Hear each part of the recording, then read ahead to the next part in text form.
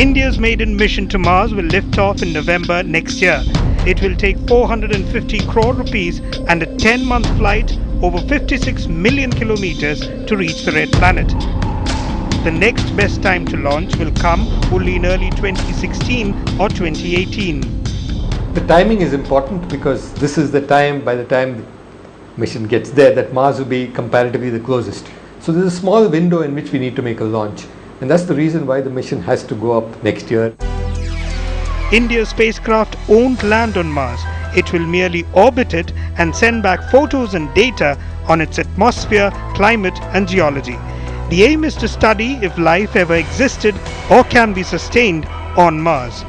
Solar radiation, high energy radiation, reaches unhindered, almost unhindered on the surface of Mars.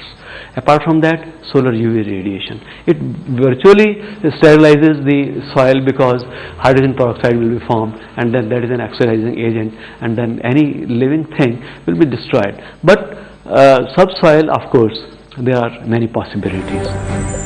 Since India hasn't mastered cryogenic GSLV engines yet, a PSLV XL rocket will be used for the launch.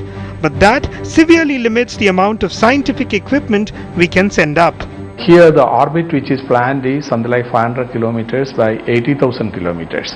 So which is not at all attractive for an observation mission. Since the GSLV development is not completed, they are planning to send it with PSLV.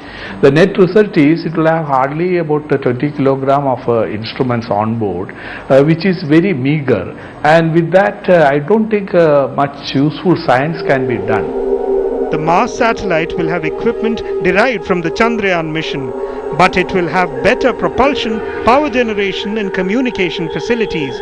While experts are excited about the challenges of conquering the red planet, they do sound a word of caution.